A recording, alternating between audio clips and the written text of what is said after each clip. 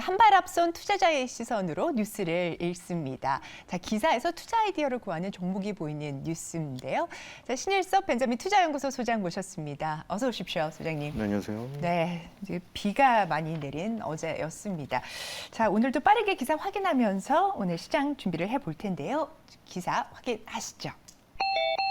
네, 이대로면 큰일, 삼성도 초긴장이라고 돼 있네요. SK하이닉스 심상치 않네라는 제목의 한국경제 기사입니다. 자, 내용을 들여다보니까요. 고대역폭 메모리, HBM D램에서 30년 메모리 반도체 1위의 삼성전자를 주눅들게 만든 SK하이닉스에 대한 설명을 하고 있습니다.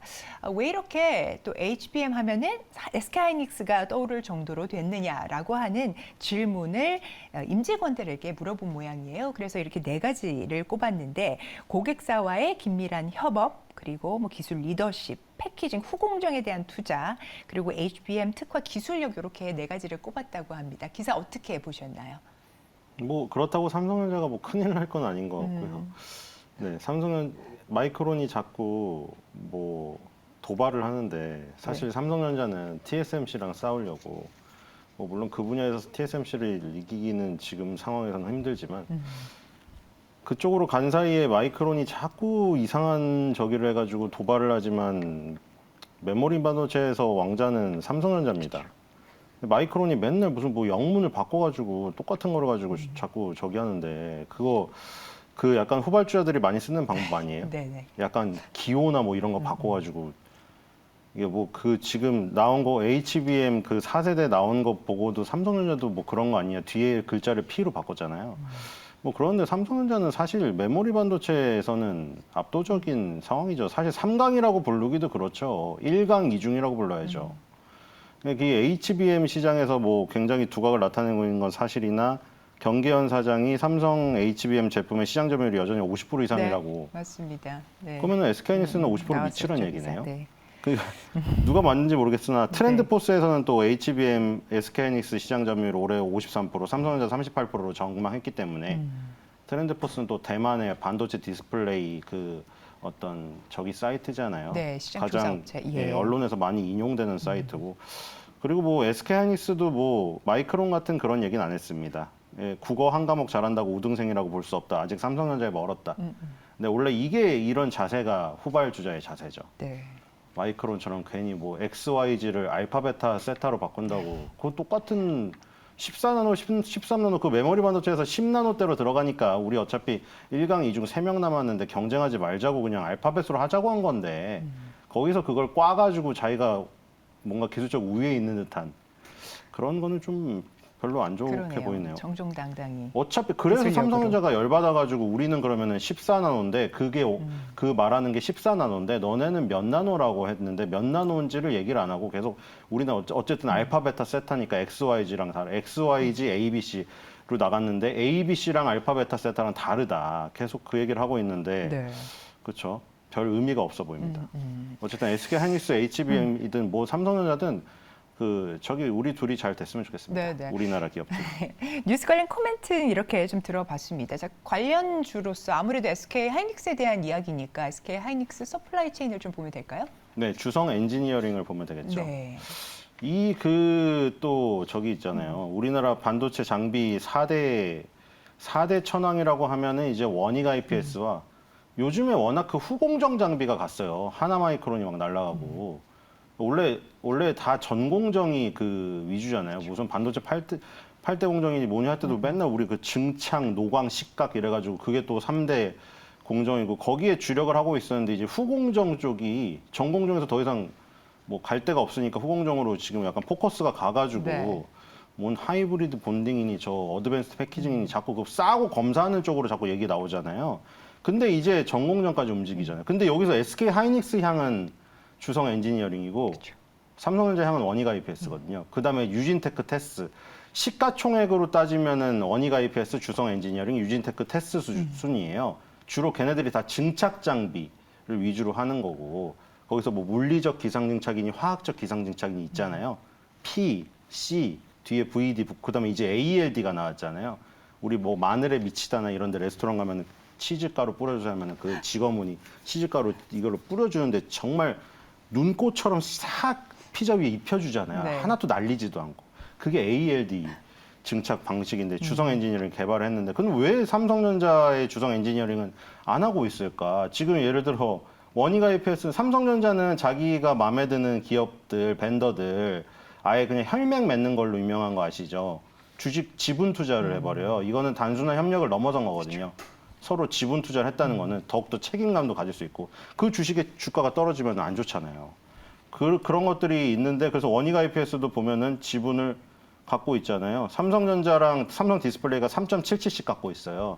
원희가 IPS를. 근데 주성 엔지니어링을 안 갖고 있거든요. 네. 이게 2000년도 저기 월드컵 전에만 해도 사이가 좋았어요. 주성 엔지니어링과 삼성전자가. 근데 그 당시에 삼성전자 감사팀에서 이제 삼성전자랑 주성 엔지니어링이 뭔가 짰다. 엔지니어한테 뭘 줬다. 주고 수주를 받았다. 그래가지고 뭐 잘랐는데 주성 엔지니어링이 아니라고 했어요. 그냥 뭐 우리가 시장에서 시장 논리대로 나갔다.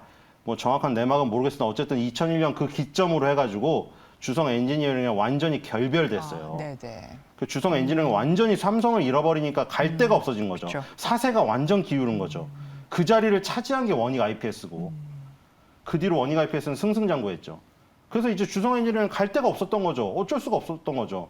선택할 게 SK 하이닉스밖에 없었던 거고 LG 디스플레이밖에 없었던 거죠.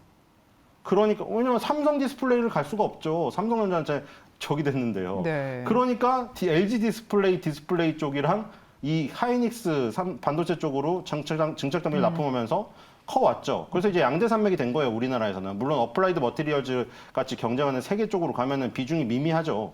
하지만 우리나라에서는 4대 처형 중에 투톱이고 그래서 원희가 IPS는 삼성전자, 주성 엔지니어링 SK 하이닉스. 뭐 요즘에 약간 화해의 기미가 보이긴 합니다.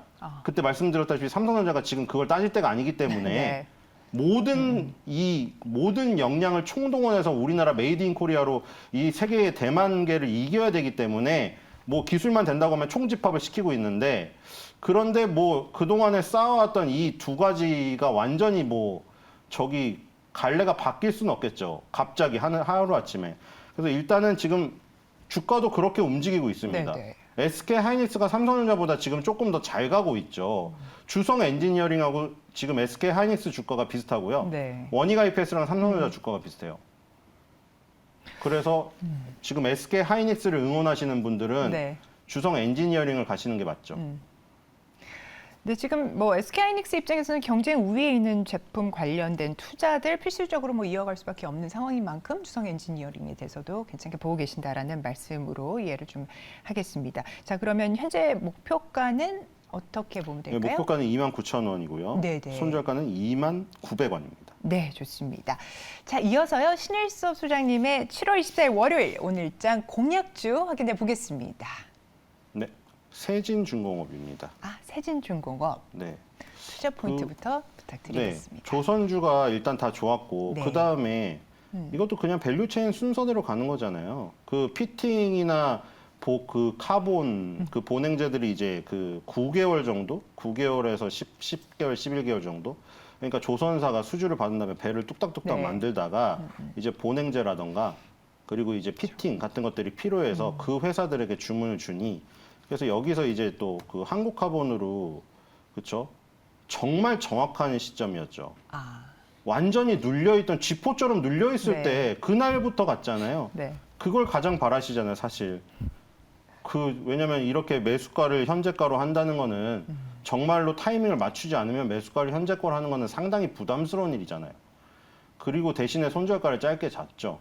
근데 어쨌든 간에 굉장히 지금 뭐 한국카본 이번 달에만 26.95 고가상으로 올랐는데 그리고 이것이 오르기 전에 피팅주들이 먼저 갔잖아요. 네네. 태광이라던가 이런 것들이 먼저 갔고 태광 성광밴드 하이로코리아 그리고 BMT는 반도체 부분이라고 해서 뭐 지금 임시한 씨 같은 거라고 했나 제가 하여튼 그런 종목이라고 했었고 그다음에 한국카본이랑 동성화인텍 이런 네. 것들 갔었고 그다음에 이제 세진중공업 이런 게 안 갔죠.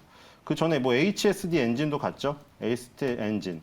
이건 이제 암모니아나 뭐 수소나 이런 거 LNG로 가기 전에 그쪽으로 가면 일단 너무 비싸니까 이중 연료 엔진을 쓰는 거예요. 그냥 가까운 그 남의 나라 가까운 바다 가면은 눈치 보이니까 거기는 깨끗한 거 쓰고 거기 가서는 LNG나 뭐 이런 거 쓰고 먼 바다 가서는 몰래 버리는 거예요. 벙커슈나 이런 거를. 이중 연료 엔진 이런 것들을 하는 거니까 HSD 엔진도 박스권 타입해서 날라갔잖아요. 세진중업이 안 갔죠. 얘네는 데크하우스를 만들어주는 업체거든요. 네네. 선실이나 뭐 이런 이번에 뭐 케네디함 공개되었죠. 카네기함인가? 그 잠수함 미국 거. 어마어마하죠. 핵 미사일 뭐 20개 실을 수 있다고. 거기 네. 안에 보면 선실이 있던데. 물론 잠수함하고 선실 이 선박의 일반 선박의 선실은 다르지만 어쨌든 선원이 가서 이제 그 장기적으로 이제 그 타고 가는데 그거 묵고 뭐 먹고 이럴 때 필요할 거 아니에요. 잠을 자고. 그런 거를 만들어 주는 거예요. 어떻게 보면은 뭐 피팅이라던가 보냉자보다는 뭔가 사람들이 그거랑 똑같죠. 반도체에서 옛날에 후공정 패키징 검사하는 게 야, 그 그냥 단순 포장 아니야. 이런 것처럼 이것도 약간 그럴 수도 있어요. 야, 뭐 그게 대단한 기술이야. 뭐 보냉제나 피팅이 더 중요한 거 아니야? 아, 그러니까 중요한 순서대로 가는 거죠. 그러니까 똑같아요, 항상. 우리 벌써 무슨 다 경험했잖아요. 네. 2차 전지에서도 그렇고 로봇에서도 그렇고 다 경험했잖아요. 우리 주위에 먼저 있는 것부터 먼 데까지. 그렇잖아요? 그러니까 JVM이 지금 가고 있는 거 보시죠. 그 옛날 얘기 드렸어요, 그것도. 약국에 있는 로봇은 이제 나중에 가는 거죠. 우리 삶에 있는 F&B, 푸드 앤 베버리지 로봇이 먼저 간 다음에 약국은 뭐 음식 사 먹는 거죠. 마트처럼 자주 가지는 않잖아요. 덜 가는 게 이제 나중에 가는 거죠. 네. 이것도 똑같은 논리예요, 또. 그러니까 뭐 피팅주나 보냉제가 갔으니 이제 선원들이 묶는 선실을 만드는 업체가 갈 가능성이 있다. 이런 거죠. 그래서 이제 데크하우스라고 그런 거를 부르고요. 그 다음에 또 이제 해상풍력 쪽으로 또 모멘텀이 있어요. 울산에 뭐 세계 각국의 무슨 해상풍력 기업들이 다 모여든다 보고 뉴스 맨날 나오잖아요. 그거 베스타스니 오스테드니 뭐 그런 거 있잖아요. 울산에 왜 모여들어? 울산이 무슨 지형이에요? 거기가 울산이 땅이 엄청나게 단단한 지형이에요. 거기가. 그러니까 그 업체들이 다 모이는 네. 거예요. 조선소나 이런 것들이. 왜냐면 조선소나 해상풍력이나 이런 것들 엄청나게 무겁잖아요. 그런 것들이 뭐 상강 MNT나 하부 구조물을 만드는데 어쨌든 땅이 바다 안에 땅도 단단해야 되거든요. 네. 그래서 지금 세진중공업이 거기 땅을 갖고 있는데 그걸 베스타스가 노리고 있어요. 그 땅을. 울산의 땅을. 네, 거기에서 이제 9기가와트짜리 부유식 해상풍력 사업에 그 이제 그 베스타스가 이제 이 본격적으로 하려고 네. 여기 들어왔는데 여기도 세진중공업이 이제 여기서 뭔가 역할을 할 것이다. 그래서 작년 3월이죠. 여기서 울산시랑 울산항만공사랑 세진중공업이랑 베스타스랑 같이 MOU를 체결을 했거든요. 그래서 이제 앞으로 배후부지 기반 조성에 협력을 하는 그런 쪽으로 네. 또 해상풍력 쪽으로 모멘텀이 봅니다. 좋습니다. 자, 투자 포인트 관련해서 지금 자세하게 말씀을 주셨고요. 마지막으로 트레이딩 전략 어떻게 가져가면 좋을까요? 네, 박스권이 무려 4년 됐네요. 만 4년. 매수가는 6,570원이고 목표가는 8,900원. 박스권 상단 혹은 박스권 돌파. 손절가는 6,400원입니다. 네. 자, 이렇게 해서 사진중공업에 대한 투자 포인트와 전략까지 잘 들어봤습니다. 오늘 말씀 주신 신소장님 대단히 감사합니다.